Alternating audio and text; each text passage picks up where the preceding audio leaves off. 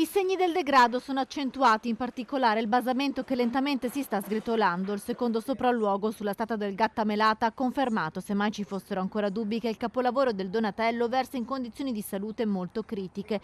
Nelle scorse ore c'è stata una riunione tra la commissione scientifica, la delegazione pontificia e la soprintendenza. La prima fase, quella dei rilievi, dovrebbe concludersi a giugno. Verrà emessa la diagnosi necessaria poi per avviare il restauro. È stato anche un momento da parte mia per ringraziare il Ministero di questa disponibilità che ho saputo in questi giorni di partecipare non solo con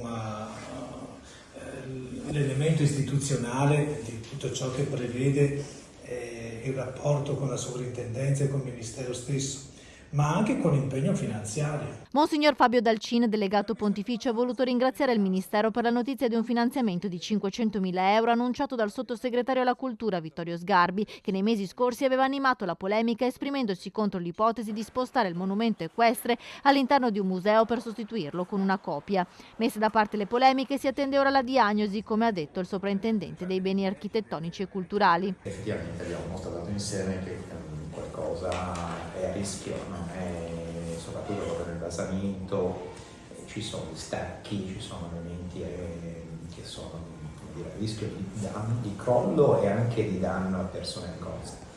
E quindi questo pronto intervento della delegazione è stato sicuramente salutare per fotografare lo stato di conservazione e di degrado della statua. Nel frattempo il monumento resterà avvolto nei ponteggi ricoperti a loro volta dalle pubblicità, nonostante le ulteriori polemiche, ma gli introiti dei cartelloni servono per sostenere i lavori del cantiere in attesa dell'arrivo dei fondi ministeriali.